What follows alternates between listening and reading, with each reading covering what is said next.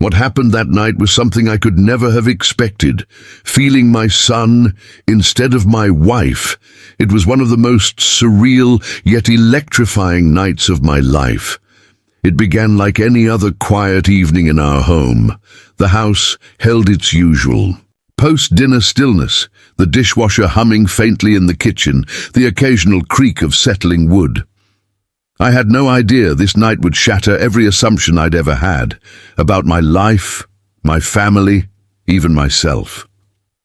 My name is Peter. At 43, I'd thought I had everything figured out. A hard-working man, I'd built a modest but happy life with my wife Laura. 18 years of marriage with its expected ups and downs, yet I'd always believed we were unshakable. We had 2 kids, Clara, our fiery daughter off at college, and Ethan, our 19-year-old son, still living at home while attending community college. Ethan had always been the quiet one. Laura and I joked he was the calm to Clara's storm, where she burned bright. He preferred solitude, buried in books or tinkering with projects. Over the years, I'd wondered if he felt overshadowed, but whenever I asked, he'd just smile and say, "I'm fine." Lately, though, I'd noticed changes. He grew more withdrawn, his shy smiles replaced by fleeting glances. Sometimes I'd catch him staring at me, his eyes holding something unreadable, searching, questioning. I dismissed it as teenage phase.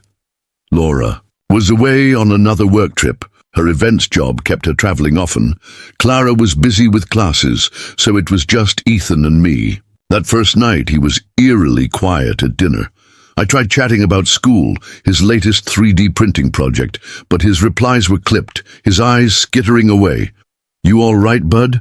I asked, frowning. "You've been quiet tonight," he forced a smile. "Yeah, just tired." I let it go. Ethan had always been private. If something was wrong, he'd tell me. I went to bed alone, Laura's absence a tangible weight. The sheets were cold without her warmth, the silence too heavy. Eventually, I drifted off. Then the creak of the bedroom door. I jolted awake, squinting into the dark. The room was silent except for the rustle of fabric as someone approached. "Laura," I slurred, half asleep. Had she come home early? No answer. The mattress dipped as they sat beside me, then a hand on my thigh. It was a gesture so familiar, Laura's. Way of grounding me, but wrong. The touch lingered too long, too hesitant, like an imitation. My eyes adjusted to the moonlight. It wasn't Laura, it was Ethan. Ethan. My voice cracked with alarm. "What are you doing?" He didn't move. His hand stayed on my arm, his face half-shadowed. I could see the nervous tension in his jaw, the way his lips parted, silent, desperate. "Is everything okay?" I asked, sitting up now. My pulse was racing and I could feel the heat of his hand through the fabric of my shirt. "Why are you, Dad?" He interrupted, his voice barely above a whisper. I didn't mean to wake you." I frowned, my confusion only growing. "Then why? Are you?" He hesitated, his hand dropping away as he looked down at the floor. "I don't know," he said quietly. I wanted to make sure you were okay."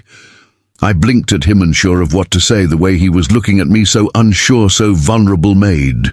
My chest tightened. "I'm fine, Ethan," I sighed gently, "but you should be in bed. It's late." For a moment he didn't move. Then slowly he stood up, his shoulders slumped. "Yeah, sorry, I'll go." As he turned to leave, something in me wanted to stop him. I didn't know what it was. Maybe the way he looked so defeated, or the strange feeling of guilt twisting in my gut, but I let him go. Watching as he disappeared through the door, I lay back down, staring at the ceiling as my mind raced. What had that been about? Why had he come into my room like that, and why did it leave me feeling so unsettled? But the craziest part was that it didn't end here. Oh no, the story definitely didn't end here, not yet. The next morning, I woke up earlier than usual. I had barely slept after Ethan's. unexpected visit, my mind unable to settle every time I close my eyes.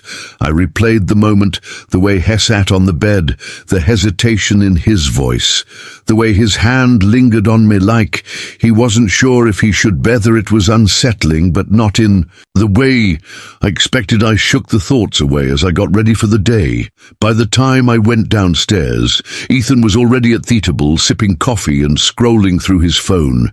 He looked up when I walked in, his expression readable, but there was a tightness in his posture that hadn't been there before morning. I sighed, trying to keep my tone light.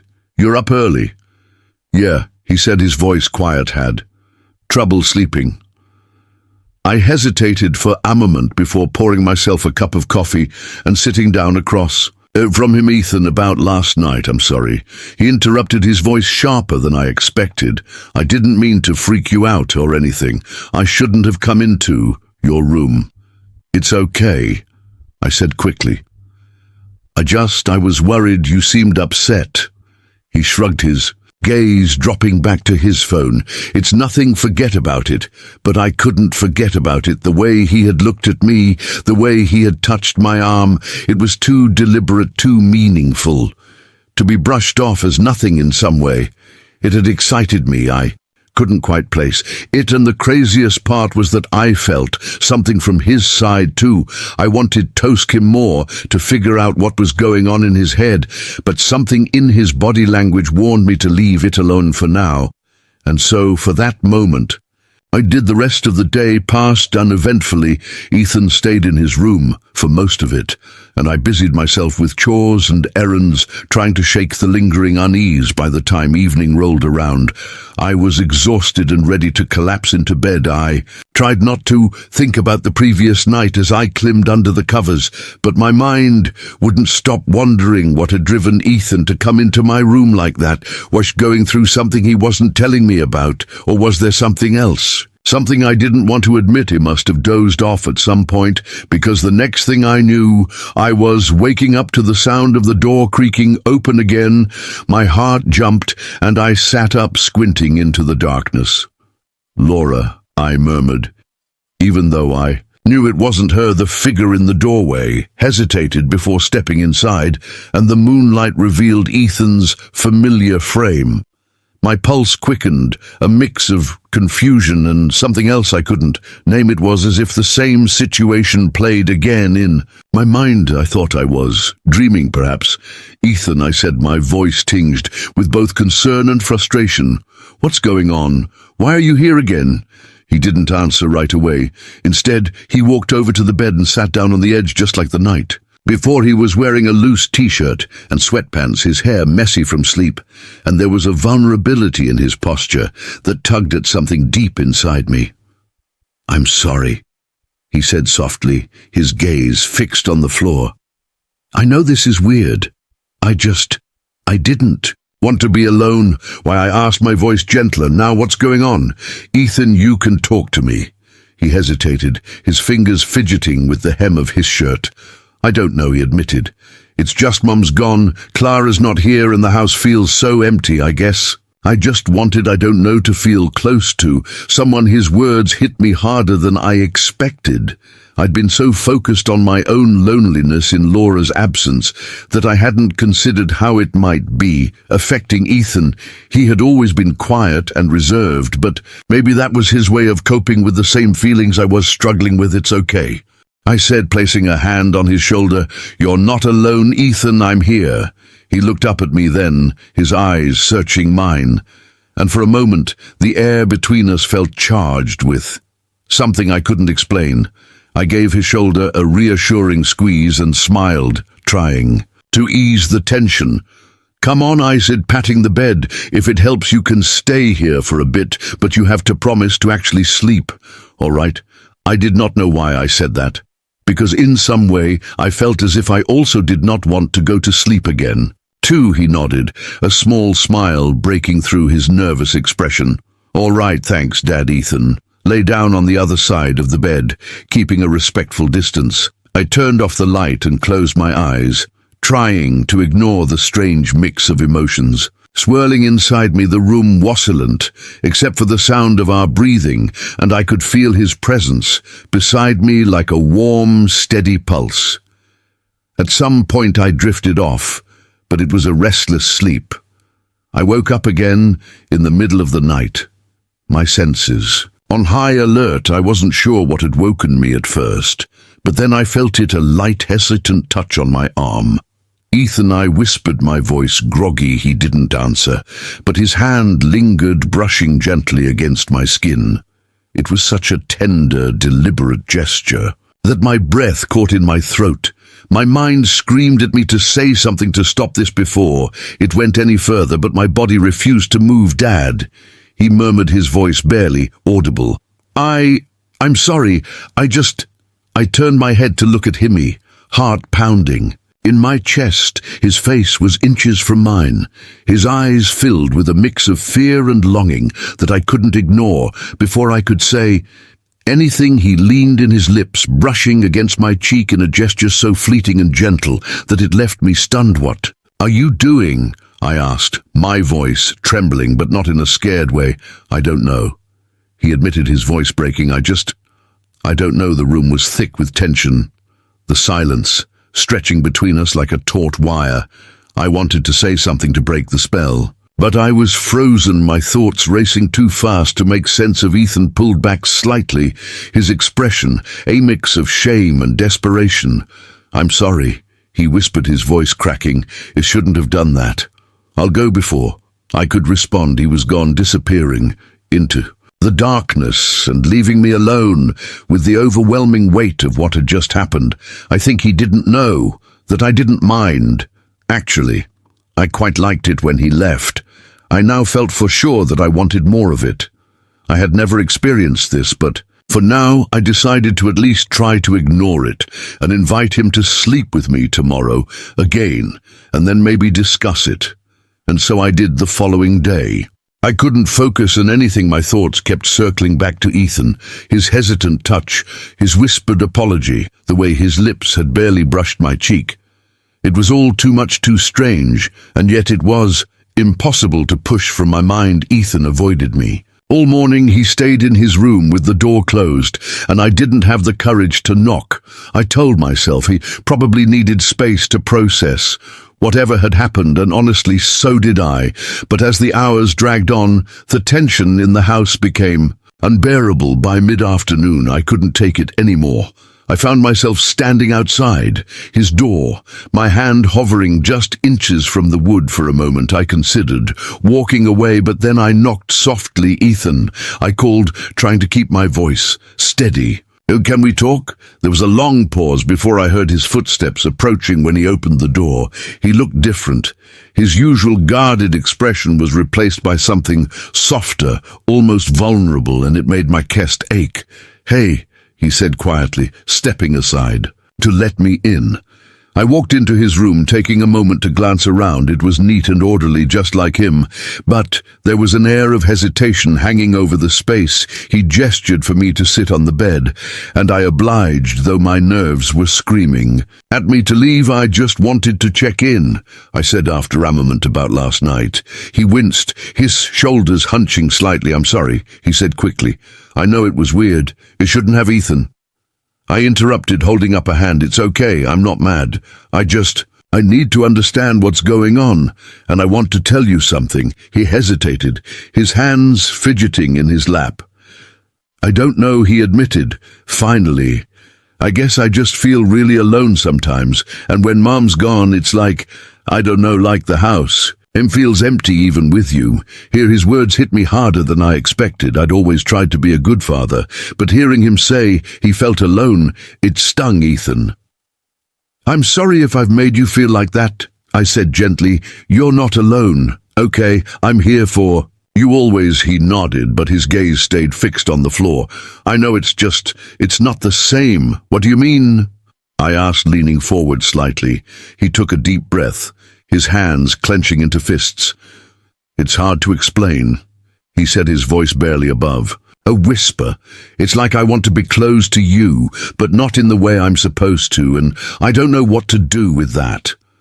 His words hung in the air heavy and raw, and I felt my stomach twist into knots. I didn't know how to respond. Part of me wanted to brush it off, to tell him it was just a phase, but another part, the part I didn't want to acknowledge, felt an inexplicable pull toward him.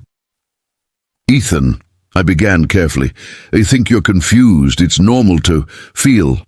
"I'm not confused," he said firmly, cutting me off. His eyes met mine, then filled with a quiet intensity that made my heart skip a beat. "I know what I feel, and I know it's not normal, but I can't help it." I opened my mouth to respond, but the words wouldn't come instead. We sat there in silence, the weight of his confession pressing down on us like a physical force. I wanted to comfort him, to tell him it would be okay, but I didn't know how. This was uncharted territory, and I was completely lost. I still hadn't told him how I felt, but what was yet to come would turn Thestry around like crazy that night. It tried to act like everything was normal. We had dinner together, talking about mundane things like school and work. But there was an unspoken tension between us that neither of us addressed. I could feel his eyes on me whenever I looked away, and it made my skin prickle with a mix of unease. And something else I couldn't name. I wanted to ask him to join me for tonight. But when I tried, I just couldn't open my mouth when I finally went to bed. I couldn't shake the feeling that the night wasn't over. I lay there in the dark, staring at the ceiling as my thoughts raced. Ethan's words were played in my mind, his voice filled with so much vulnerability and longing that it left me breathless. And so I moved out of bed, went straight to Ethan's room. He was still awake. "Ethan," I whispered. He didn't answer at first, but I knew he had heard me. "Ethan, would you like to join me for tonight?" "Are you sure, Dad?" he said. "Yes, son, I'd love to." And so he did not hesitate at all and climbed straight onto my bed, his weight causing the mattress to dip slightly. He sat there for a moment, his hands resting on his knees before he reached out and placed a hand on my arm when I entered the bed as well. "Dad," he said softly, his voice trembling, "please excite me like a mom." I stared at him, my mind screaming at me to stop this, to say something, anything that would put an end to whatever was happening, but I couldn't. The look in his eyes, the raw emotion in his voice, it rendered me completely powerless. "Ethan, this isn't," he began, but he cut me off. "Don't," he whispered, his hand tightening on my arm. "Just let me stay, please." I swallowed hard, my throat dry. "Okay," I said finally, my voice shaky, "but we need to talk about this in the morning." He nodded, a small smile tugging at the corners of his lips. "Thank you," he murmured as he laid down beside me. I felt a strange mix of emotions swirling inside me, fear, guilt, and something dangerously close to anticipation. I didn't know what was happening between us, but I knew one thing for certain: this was far from over. I turned around and our eyes met. Immediately there was a tension that Webbeth couldn't resist. We both knew what was going to happen. I sat up, my mind racing. "This isn't okay," I said, though. My voice wavered.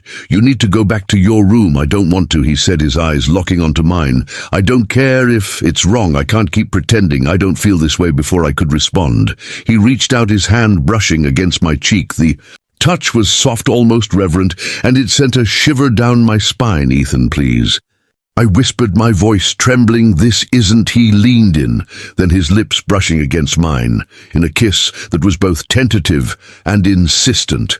My mind screamed at me to stop, to push him away, but my body refused to move for a moment. Everything else disappeared. The fear, the guilt, the impossibility of it all. There was only Ethan, his touch, his warmth, his desperation. And in that moment, I couldn't bring myself to pull away. The kiss lingered longer than it should have, longer than it had any right to. Ethan's lips were soft, hesitant, but there was an urgency behind them. A desperate need to bridge the chasm that had grown between us. My mind screamed at me to stop this, to pull away and put an end to whatever had begun spiraling out of control, but my body betrayed me, frozen in the moment, tunable to act. When he finally pulled back, his eyes searched mine, brimming with the mix of fear, longing, and something that looked dangerously close to hope. "Ethan, I said, my voice barely a whisper. We can't. This isn't. I know it's wrong. He interrupted, his voice trembling. But I don't care. I can't keep pretending. Dad, I can't keep hiding how I feel. You don't mean that, I said, shaking my head. You're confused. This isn't real. It is real, he said firmly, his eyes locking onto mine. I've never been more sure of anything in my life. His words hit me like a tidal wave, leaving me breathless and disoriented. I wanted to argue, to tell him he was mistaken, but the conviction in his voice, the raw honesty in his gaze made it impossible to deny that he truly believed what he was saying. I don't know what to do with this, I admitted, my voice cracking under the weight of the moment. I don't know how to fix this. You don't have to fix anything, he said, reaching out to take my hand. His touch was warm, grounding, and it made my pulse quicken despite my better judgment. Just let me in, please. I pulled my hand away, my chest tightening with a mix of fear and guilt. Ethan, this isn't about what I want. It's about what's right. And this isn't right. He looked down, his shoulders slumping in defeat. I know you think that, he said quietly, but I also know you don't really believe it. Not completely. His words hung in the air, heavy and unshakable, and I felt a pang off. Something I couldn't quite name. Was it guilt, shame, or was it the terrifying realization that a part of me didn't want to push him away? While I wassled for a moment, some excitement hit me. I looked him in the eyes, and I think he noticed it too. All of a sudden, the whole tension turned around into something, a way different than what our conversation was about. But from the way he moved quickly, I knew for sure that we'd both felt this for the last couple of days.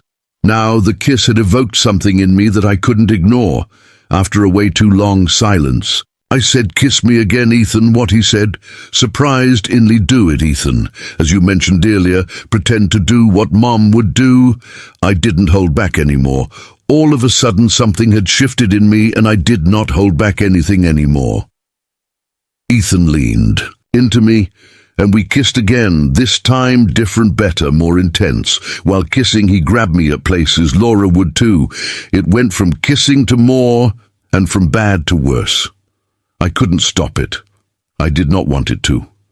I'm not going to go in detail, but I can tell you it was amazing, intense, sensitive, and from his side, I think a bit hurtful. I don't know why, but he had taken his role as Laura quite seriously. I could notice it from the way he mentioned my name after I had finished. He laid there, we both, not knowing what had just happened. Are you okay, son? I said, yes, Dad, don't worry about me. Let me go to the bathroom for armament, and let's just go to sleep. That is the last part. I can remember vividly. I think I dozed away when he was in the bathroom. The morning after, I was up early thinking about what happened last night. I was halfway through my coffee when I heard footsteps on the stairs. I didn't need to turn around to know it was Ethan. His presence seemed to fill the room before he even said a word. Morning, he said softly, his voice tentative. I turned to face him, offering a small smile. Morning coffee on the counter. He nodded, walking over to pour himself a cup. For a moment, we stood in silence, the tension between us palpable. Finally, I couldn't take it anymore. Ethan, I began, setting my mug down. We need to talk. He stiffened, his shoulders tensing us. He turned to face me. About last night, he asked, his voice barely above a whisper. About everything I said. I need to understand what's going on with you, what's going on with us. He hesitated, his gaze dropping to the floor. I don't know, he admitted. I feel like I've been holding this in for so long, and I couldn't anymore. I know it's wrong, Dad, I know that, but I can't help how I feel. His words hit me like a punch to the gut. I wanted to tell him he was wrong, that they didn't really feel this way. But the look in his eyes told me otherwise. This wasn't some fleeting thought or teenage confusion. It was something deeper, something that scared me more than I cared to admit. Ethan, I said carefully, I need you to understand that what you're feeling, it's complicated, and it's not something we can just act on. He nodded, his expression pained. I know, he said quietly, but it doesn't make it go away. The room fell silent again, the weight of his confession hanging between us like a thick fog. I wanted to comfort him, to tell him everything would be okay, but I didn't know how. This was uncharted territory, and I felt like I was walking a tight RPP one. Wrong step away from falling the rest of the day was awkward, to say the least. Ethan stayed in his room for most of it, and I tried to distract myself with chores and errands, but my mind kept drifting back to him. Every time I thought about the way he looked at me, so raw, so vulnerable, I felt. My chest tightened by the time evening rolled around. As I sat in the living room, nursing a glass of whiskey, Ethan appeared in the doorway. He looked hesitant, his hands shoved into his pockets, but there was a determination in his eyes that made my heart race. Is it?" he asked, his voice quiet. I nodded, unable to find the words to refuse him. He walked over and sat down on the couch beside me, leaving a careful amount of space between us. "I'm sorry," he said after a long silence, "for making things weird. I didn't mean to. I just didn't know how to handle it." "I know," I said, my voice soft. "It's okay. We'll figure this out." He looked at me, then his eyes filled with so much vulnerability that it made my chest ache. "Do you hate me?" he asked, his voice barely audible. "Of course not," I said, immediately placing a hand on his shoulder. "I could never hate you, Ethan. You're my son." He flinched slightly at the word, but he didn't pull away. Instead, he leaned into my touch, his shoulders relaxing. "For the first time in days, I just want to be close to you," he said, his voice trembling. "I don't care how, I need you." His words broke something inside me, and I pulled him into a hug, holding him tightly as he buried his face in my shoulder. "I'm here," I whispered. "I'll always be here." For a moment, it felt like everything might be okay, that we could find a way to move past this and rebuild our relationship. But as he pulled back and looked up at me, his eyes shimmering with unshed tears, I felt that familiar tension creeping back in. "Thank you," he said softly, his voice thick with emotion, "for not giving up on me." I nodded, my throat too tight to speak. As he stood to leave, I reached out and grabbed his hand, stopping him in his tracks. "Ethan," I said, my voice barely above a whisper, "we'll figure this out together." He smiled, a small, tentative smile that sent a pang of warmth through my chest. "I know we will," he said.